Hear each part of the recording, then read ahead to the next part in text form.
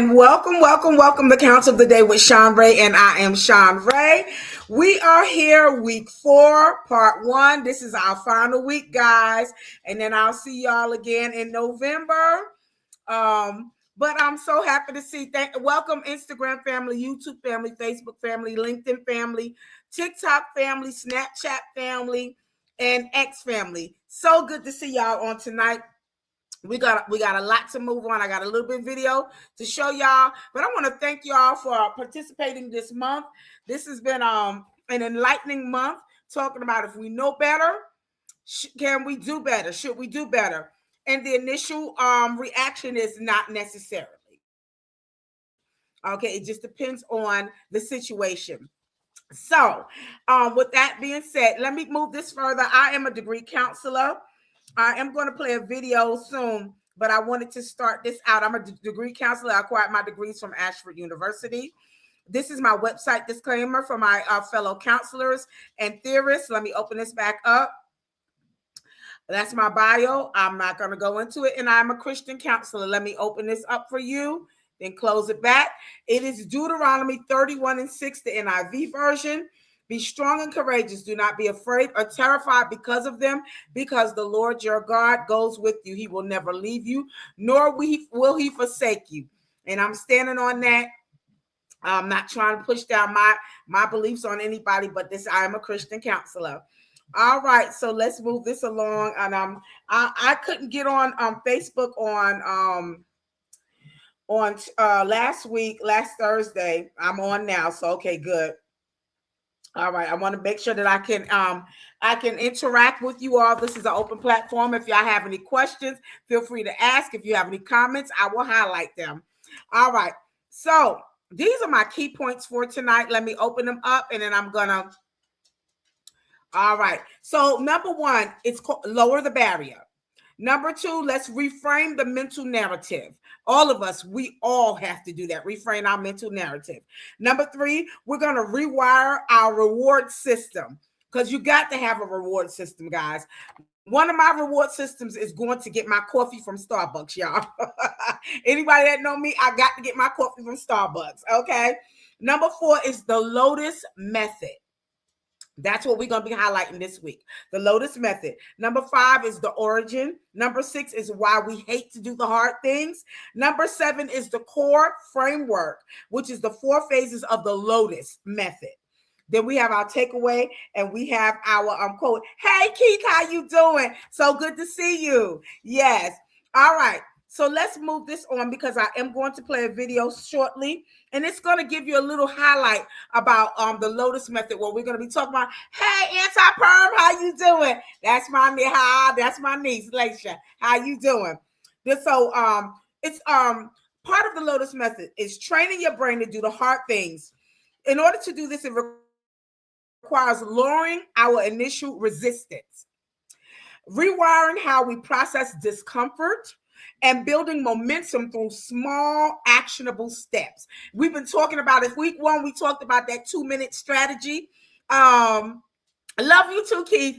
That 2-minute strategy that actually works. Guys, on Thursday, I'm going to have to give you something in Japanese, y'all. Hey, Aunt Faith, how you doing? I'm going to talk to y'all and say something to y'all in Japanese, that 2-minute strategy. Okay? And then it says, rewiring how we process discomfort, building momentum through small actionable steps. Our key methods to achieve this includes the 2-minute rule. That's what we were talking about earlier, breaking tasks down and reframing resistance as curiosity. Now, week 1, we talked about the 2-step rule. Week 2, we talked about, week 1, we talked about the 2-minute method, that strategy. Week 2, we talked about the cognitive reappraisal, which built on that 2-minute method. Week 3, we talked about, does age sometimes hinder you from when you're learning something, or you applying it? If you know something, doing it. And we learned last week, nope. As a matter of fact, when you're 60 and above, as a matter of fact, you make better choices. And that's long-term. That's long-term study, longitudinal study. Yes. So, and this week we are talking about that Lotus Method.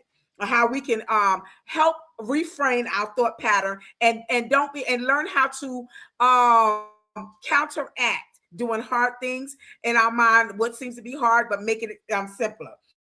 So let's talk about lowering the barrier. You're going to use the 2-minute rule, which we talked about week 1. Commit to doing hard tasks for just 2 minutes. Set your alarm clock for 2 minutes. Start it in 2 minutes and then let it go. Don't do anything else, okay? For example, you're going to read one paragraph. You're going to write a sentence. You're going to do one push-up to bypass the brain's alarm system about this is hard, I don't want to do it. Then we're going to start the setup. So if that task itself feels too heavy, we're going to focus solely on the setup, and that's it. We're going to open up the document, put on your gym clothes, or clear your desk. That's just the setup. Number 3, you're going to use that 5-minute timer, because once you get accustomed to that 2-minute, then you graduate to that 5-minute timer. We talked about that week 1 too. You're going to set a timer for 5 minutes with full permission to stop whenever it goes off. Okay, usually momentum takes over once you start, okay? So you graduating from that 2-minute strategy to all the way to the 5-minute, okay?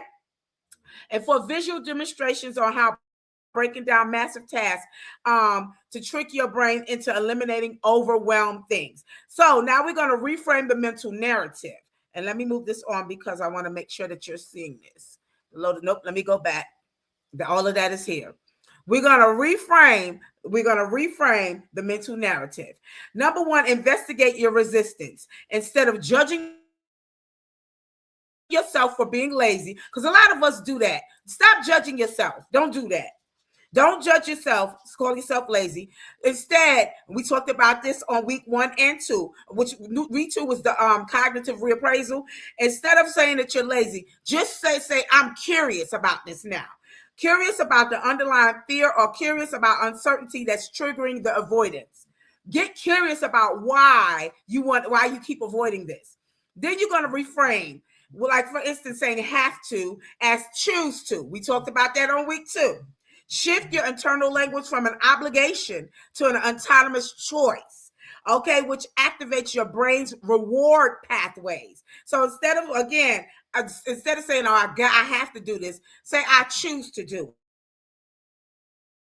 it, okay? Then we're going to treat it as an experiment. We talked about that on week 2 too. Replace your perfectionism with experimentation. Call it an experimentation, guys.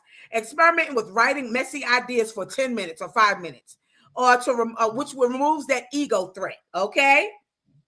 Then we're going to rewire our reward systems. All right, so we're going to practice temptation bundling.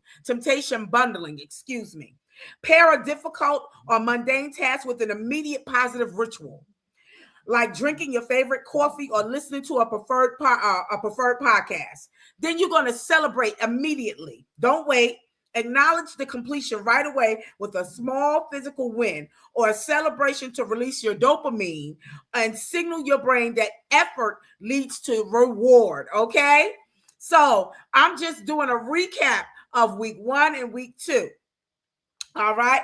So now I want to play a little bit of this video. It's going to be about 3 minutes, but this is well worth it. Okay. And this is introducing the Lotus Method. Here we go. Things is a discipline problem. Work on your discipline, push through the resistance, just force yourself.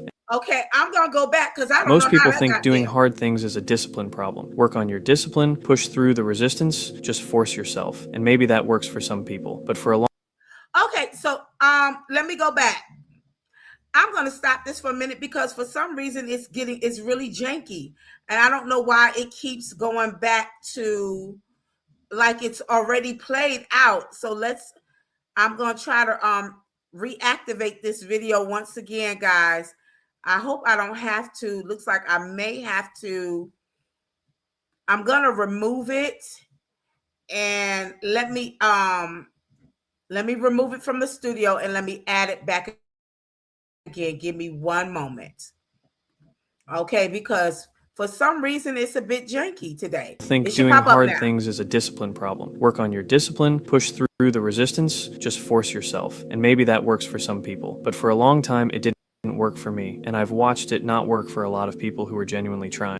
Because the problem with hard things usually isn't that you don't want to do them. You do want to. You just sit down and something happens or nothing happens, and an hour later you're nowhere near the thing you sat down to do. If that sounds familiar, stay with me, because what I'm going to walk you through completely changed how I look at hard work. And I think once you see it, you'll understand why forcing yourself was never really the answer. What I eventually figured out wasn't some motivational fluff, it was something more practical. The method is called the Lotus Method, and the reason it works has everything to do with how the brain actually responds to size and uncertainty. Here's what's actually happening when you avoid something hard.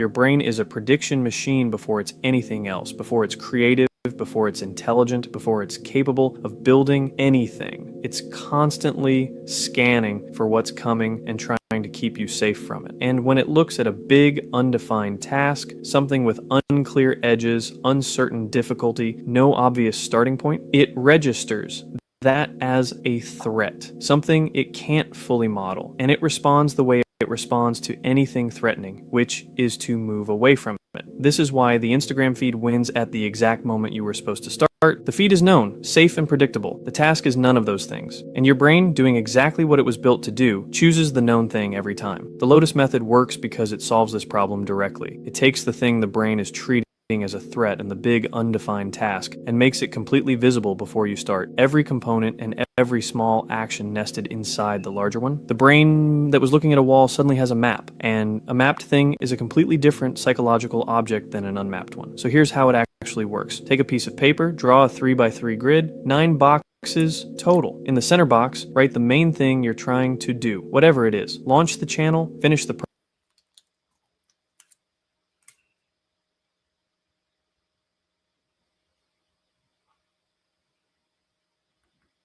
just the real components of what that task actually contains. Now take each of those 8 boxes and make them the center of their own new grid. So content strategy becomes its own center, surrounded by 8 sub-components. What kind of videos, how long, what topics, what format, how often, what hook style, how to research, what the first video is specifically. And you do this for each of the 8 original pieces. What you end up with is a complete picture of the task, not a vague, enormous thing sitting on your mental horizon, but a web of specific, concrete, doable pieces that your brain can actually look at without flinching. The size of the thing hasn't changed, but the brain's ability to model it has changed completely. And that changes everything about how you approach it. The mindset shift underneath this is worth understanding clearly, because the method is really just the practical expression of it. Most people treat big tasks as single objects. The video, the project, the business, and they try to start the single object, which is like trying to eat a meal that hasn't been cooked yet. The raw ingredients are all there, but the thing you can actually sit down and do right now doesn't exist yet because you haven't broken it into the pieces that are actually doable. The Lotus Method forces that breakdown before you start. And what it Okay, that's where I'm going to leave off at, and we're going to pick up on Thursday night with the Lotus Method. So I hope that helped a little bit about and explain a little bit about the Lotus Method. Let me write this down. 3 minutes 34 seconds. Okay. All right. So we're going to move this on, and I'm going to remove this and add my other one back in. Here we go. So the Lotus Method is the ultimate framework for building self-control and dominating your hardest goals. I'm going to say that again. The Lotus Method is the ultimate framework for building self-control and dominating your hardest goals. Okay, and we all have certain goals that we're trying to reach that may be, hey, Shima, how you doing? Lima, how you doing? And I like the way it gave, you build the, and I couldn't put it in here, but I don't know if y'all can see this or not. No, you can't. Okay, but I actually did the boxes. So it's 9 boxes. It's 3, 6, 9.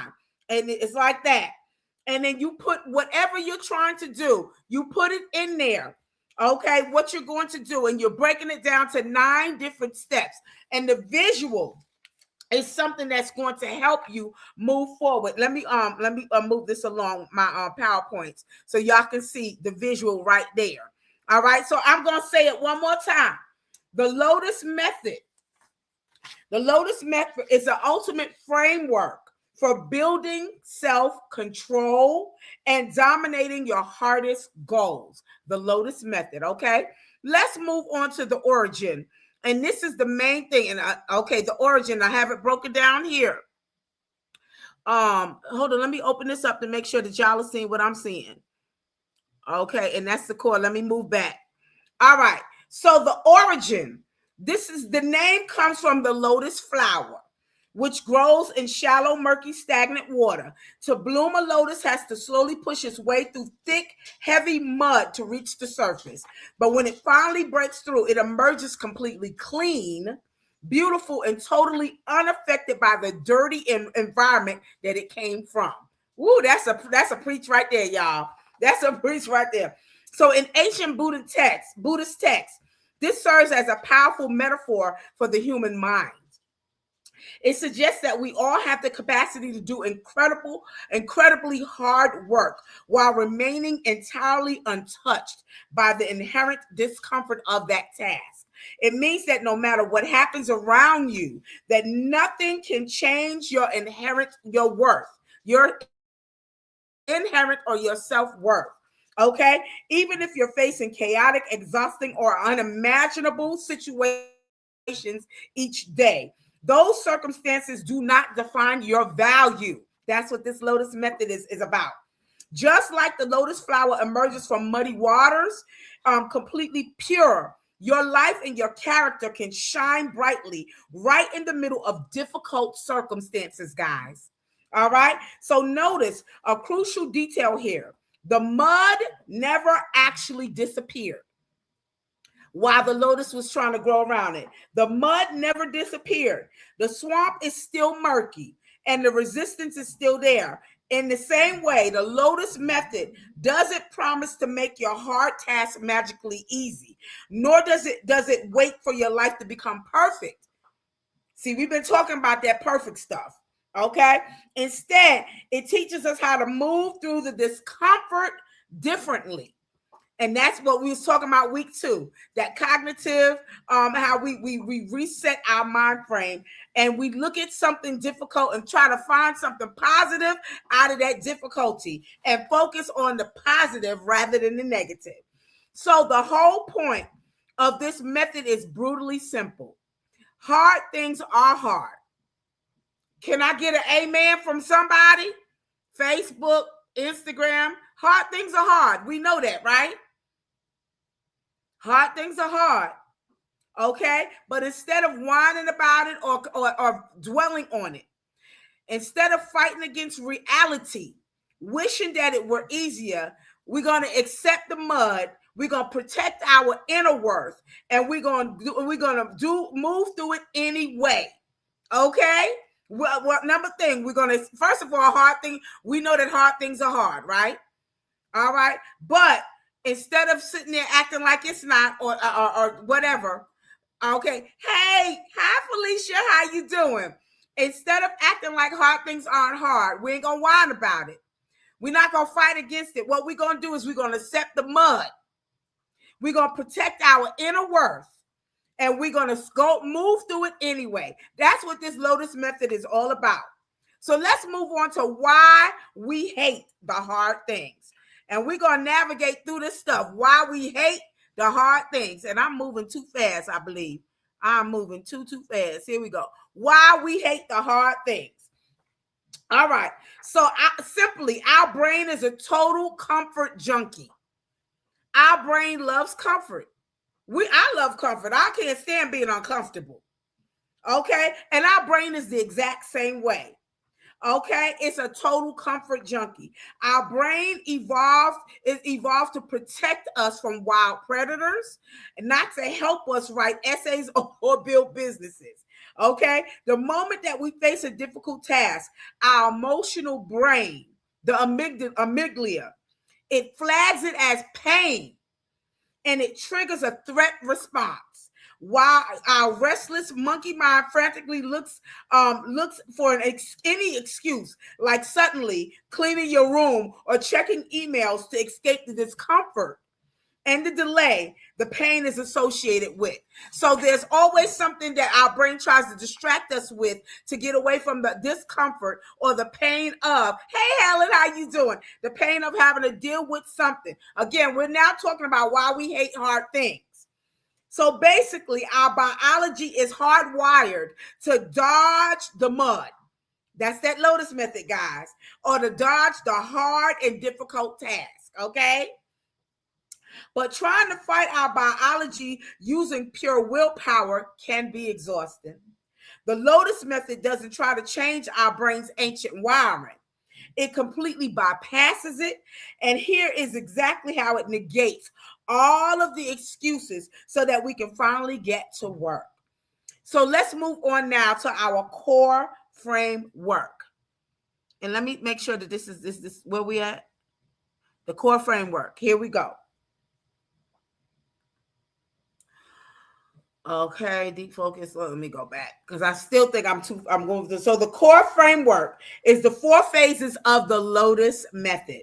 There, and we're going to talk about 4 phases tonight. We're going to pick up on Thursday night, and we're going to end it on Thursday night with this. Okay. All right. So the method itself is incredibly simple, just like the flower. Like the system is built on 4 distinct parts: the root, the stem, the bloom, and the thrive. Those 4 things. So let's identify the roots, the awareness, okay? Every lotus needs a strong anchor, just like we need a strong anchor. Phase 1 is all about creating an unshakable mental base by getting brutally honest with ourselves. A lot of times it is a lot people lie to themselves. I've lied to my own self about certain things and had to come back and repent and say, you know what, that's a lie. I ain't even going to entertain that. I need to go on and deal with reality. Okay? So most people, again, creating people, they lie to themselves. So now we got to define our why with precision. And that's number 1. Okay? Having this strong anchor. Defining our why with precision. So why do we actually want a goal? I know one of my goals is to complete my master's degree. Now, I haven't done it because I don't want to have to go borrow any money, get a loan to pay for my schooling. So I have to look into other avenues that will help me pay for this to continue my education with this. I do have a certain amount of credits in my master's, but I need to complete my master's degree. Okay, and so now I have to do some research, and I've got to move towards doing this stuff with this. Okay, so why do we actually want this goal? Be incredibly specific. If our reason is weak, then our discipline is going to be weak. Our routine will fall apart, and we will quit the habit altogether. A rock solid purpose is what keeps us anchored when motivation hits 0. I'm going to say that again. A rock solid purpose. A rock solid purpose. Remember, everything has a purpose, but a rock solid purpose is what keeps us anchored when motivation hits 0. And that's going to happen to everybody. Sometimes you're going to get unmotivated, but that purpose, if it's rock solid, it'll keep you going, okay? Number 2, let's identify the texture of the mud. Before we can move past discomfort, we have to accept it. Is the task boring? Is it overwhelming? Are we terrified of being judged? Real transformation begins with radical self-acceptance. Stop fighting our inner self or draining our energy by whining, because whining does drain you when you're whining. Okay, why does this have to be so hard? That's a normal question. Why is this so hard? So instead, let's look at the mud and say, yes, this task is hard for me, but I'm going to do my best anyway. And I love that. Tell yourself, I'm going to do my best anyway. Whether it's hard or not, I'm going to do the best that I can do. All right? And again, this is identifying the texture of whatever mud that we're trudging through or your mind is trudging through. Number 3 is catch the scam. Our brain is going to try to trick us into checking your phone, cleaning your room. You need to call it out. The moment that you notice that you're yourself procrastinating, label it out loud. I'm avoiding this report right now because I'm afraid that it won't be perfect. And a lot of us really, that's how we are. We want everything to be perfect. We have to realize it's not going to be. But if we can put our best foot forward, that's all we can do is put our best foot forward and go from there. All right. So simply naming your mental patterns, it activates, logical prefrontal cortex, and then it instantly takes the power away from our reactive comfort-seeking brain. All right. So that's it, y'all. That's it. We're gonna do part two. We're gonna do part two on Thursday night. And that's going to be it. I'll see y'all back in November. But I want to replay this and I want to say this again. We're talking about the Lotus Method. And there's something that really, really stood out to me tonight about the mud. How the lotus grows. The ultimate framework for the for building self-control. The Lotus Method is the ultimate framework for building self-control and for dominating our hardest goals. I'm going to go back over how the lotus and how they took learning from a lotus plant and made a lotus method out of it. Okay. So again, the lotus flower, it grows in shallow, murky, stagnant water, muddy water. And to bloom, a lotus has to slowly push its way through thick, heavy mud to reach the surface. But when it finally breaks through, it emerges completely clean, beautiful, and totally unaffected by the dirty environment that it came from. So now they take that method, that Lotus Method, and it serves as a very powerful metaphor. I'm going to say it again, the human mind. And what it means is that no matter what happens around you, no matter what happens around me, no matter what happens around Felicia, Sandra, Kashima, and Helen, no matter what happens around us, it means that nothing can change our worth, our self-worth, our value. So whenever we're facing chaotic, exhausting, or unimaginable situations, these circumstances, they do not define our value. And I want y'all to keep telling yourselves that every day. It doesn't matter what we're experiencing. It doesn't define our self-worth and our value. Okay? So it says, just like the lotus flower emerges from muddy waters, completely pure, our life and our characters can shine brightly right in the middle of difficult circumstances. So if y'all don't take anything away from tonight, I want you to understand it doesn't matter what you're experiencing. That does not define your value and your self-worth. And that's what this Lotus Method is about. It's helping you to understand your value and your self-worth and moving past that murky, muddy water, that sludge that's going in your mind, that's trying to keep you back, that's trying to hold you down. Just think about this. It doesn't, all that stuff that's happening around us or to us, or to somebody close to us, it never defines our self-worth and our value. Okay, so I'm gonna pick this up on Thursday night, part 2 of the Lotus Method, and I want y'all to keep telling yourself, no matter what you're experiencing, it does not define my self-worth and my value.